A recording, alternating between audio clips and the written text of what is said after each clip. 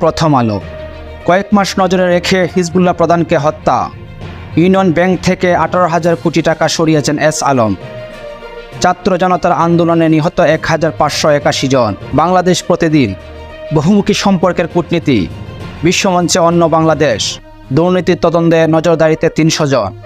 দৈনিক সমকাল। সংস্কার পরীক্ষা ডিঙানোর চ্যালেঞ্জে সরকার। মধ্যপ্রাচ্যে উত্তেজনা আরও বাড়ালো ইসরায়েল। কালের কণ্ঠ। ফিরতে চান 4,000 আমলা।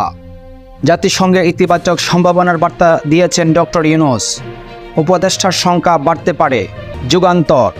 বিদ্যুতের স্মার্ট প্রিপেড মিটারের অবৈধ বাণিজ্য।